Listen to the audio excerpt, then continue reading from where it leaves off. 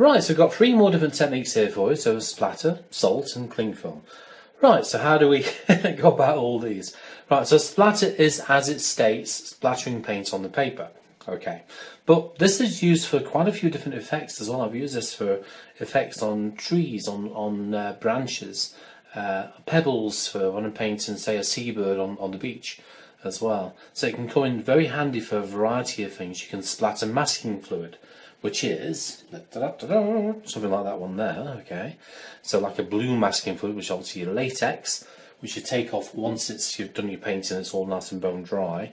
So you can splatter latex on there, take it off, and leave the white of the paper behind, or you can just splatter colour on there. But that's what we're going to do. We're just going to work on splattering colour just for now, and see if we get on with that first. Right, before we begin splattering, we need to cover up some of the areas. So I've got some more bits of paper here, kind of chopped up ready. So we don't want paint elsewhere as well. It's just going to go everywhere. Believe me, it goes everywhere. So splattering is quite a messy way of doing it. Right, so all we're going to do, I'm going to get one of my big brushes. Now I'll say big, this is the size 5. And I'm going to fully load my brush with some paint. So should we go for red? Yeah, let's get some red paint. I won't bother mentioning the colour names because you can use whatever colours you want for this. Now all you got to do is get your finger on the brush like that and pull the bristles back, and you start to splatter. And you make one heck of a mess. You can pull that one up a little bit. I think that's a little bit too much there, Paul. Okay, so splatter like that. See the effects already? Ignore that red blotch. This is what I do, as I said, for pebbles and for, especially as I say, for branches.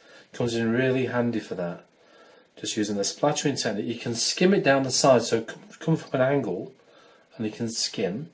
So I've got my old toothbrush here. I'm going to load this up with some of that indigo colour. Alright, so here's my toothbrush. You ready? So I'll try and move this along for you so you can see what I'm doing a bit. So this is using blue indigo. Alright, so that's that one. So you can imagine, I'm going to do a bit quicker now, here we go. You can really skim across it if you want to as well, so you get some nice kind of skim effects. I'm going to cover up my red splodge a bit there, look.